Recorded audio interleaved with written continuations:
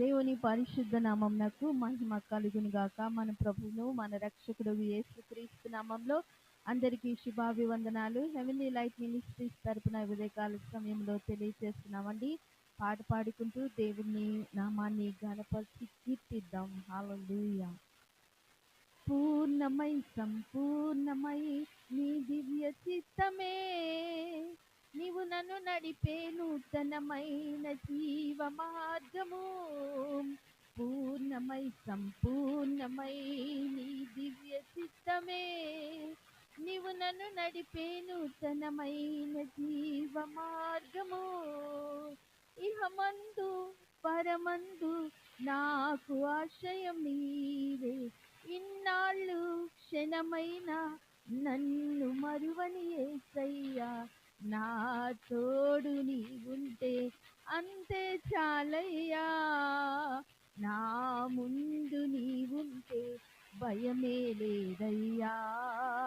నా తోడు నీవుంటే అంతే చాలయ్యా, నా ముందు నీవుంటే భయమే లేదయ్యా. ప్రేమా పూర్ణుడా, స్నేహశీలుడా, విశ్వనాథుడా, విజయ వీరుడా, పత్కాలమందున్న సర్వలోకమందున్న దీన జనాలి దీపముగా వెలుగుచున్నవాడా, ఆపత్కాలమందున్న సర్వలోకమందున్న దీన జనాలి దీపముగా వెలుగుచున్నవాడా. ఆరాధింతు నిన్నే లోకరక్షకుడా, ఆనందింతు నీలో జీవితాంతము.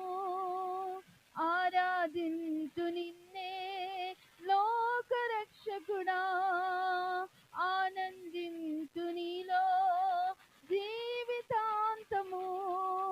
నీ కృప ఎంత ఉన్నతమో వర్ణించలేను స్వామి, నీ కృపయందు తుది వరకు నడిపించు యేసయ్యా. నా తోడు నీవుంటే అంతే చాలయ్యా, నా ముందు నీవుంటే భయమే లేదయ్యా.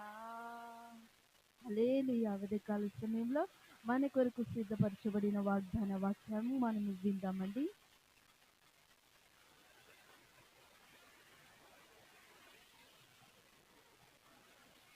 హల్లెలూయా. దేవుని నామము పరిశుద్ధపరచబడును గాక. మరి 2026 సంవత్సరము మొదటి పరిశుద్ధ దినము ఉదయకాలము.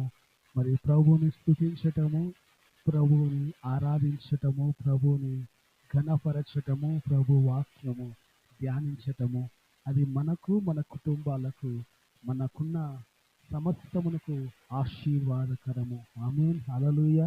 ఇక్కడ మనం చదవబోతున్న వాగ్దానము ఆదికాండము 26వ అధ్యాయము 24వ వచనము.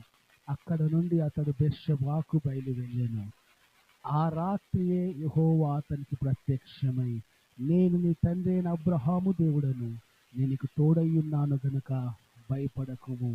నా దాసుడైన అబ్రహామును బట్టి నిన్ను ఆశీర్వదించి నీ సంతానమును విస్తరింపచేసేదనని చెప్పెను. హల్లెలూయా. అక్కడ అతడు బలిపీఠము కట్టించి యెహోవా నామమున ప్రార్థన చేసి అక్కడ తన గుడారము వేసెను. అప్పుడు ఇస్సాకు దాసులు అక్కడ బావి త్రవ్విరి. ఆమేన్. హల్లెలూయా. ఎంత అద్భుతమైన వాగ్దానం దేవుడు ఇదే కాలం మనతో మాట్లాడుతున్నాడో చూడండి. ఎంత శ్రేష్టమైన వాక్కు. ఆ రాత్రి వేళ ఇస్సాకును దేవుడు ప్రత్యక్షపరుచుకున్నాడు. ఆమేన్. ఇస్సాకుకు దేవుడు తానంతట తానే ప్రత్యక్షపరుచుకొని దేవుడు మాట్లాడుతున్నట్టు మనం చూస్తూ ఉన్నాం. ఈ పరిశుద్ధ దినమందు దేవుడు మీ జీవితాల్లో, మీ కుటుంబ జీవితాల్లో వ్యక్తిగతంగా దేవుడు ప్రత్యక్షమవుతూ ఉన్నాడు. ఆమేన్. ప్రత్యక్షమై నీతో మాట్లాడాలనుకుంటున్నాడు, మిమ్మల్ని దర్శించాలనుకుంటున్నాడు, మీ జీవితాన్ని ఆశీర్వదించాలనుకుంటున్నాడు, మీ జీవితాన్ని దేవుడు ఫలవంతము చేయాలని ఆశపడుతూ ఉన్నాడు. ఈ పరిశుద్ధ దినమందు దేవుడు మాట్లాడుతున్న వాక్యము చూడండి. యెహోవా అతనికి ప్రత్యక్షమై, ఆమేన్, హల్లెలూయా. ఈ ఈ ఉదయ కాలము దేవుడు నీకు ప్రత్యక్షము కాబోతూ ఉన్నాడు. ఆమేన్. దేవుడు ప్రత్యక్షం అవటం అంటే ఇది అంటే మన జీవితాల్లో అసాధారణమైన అద్భుతము. చెప్పండి ఏంటిది? అసాధారణమైన అద్భుతం నీ జీవితంలో నువ్వు చూస్తున్నావు. దేవుడు ప్రత్యక్షం అవటం అనేది అద్భుతాల్లో కన్నా మహా అద్భుతమైనది. మెరకల్స్ లో ద గ్రేటెస్ట్ మెరకల్ ఏంటంటే ఆయన ప్రత్యక్షమై నీతో నాతో మాట్లాడటం. ఆమేన్. ఏమని ఆశీర్వాదిస్తున్నాడు చూడండి, నేను నీకు తోడై ఉన్నాను గనక భయపడకు. మొదటిది ఏంటి?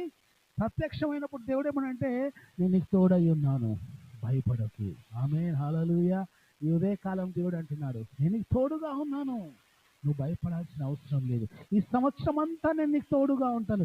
ఈ మొదటి పరిశుద్ధ దినం మొదలుకొని చివరి పరిశుద్ధ దినము వరకు నేను నీకు తోడై ఉంటాను. హల్లెలూయా.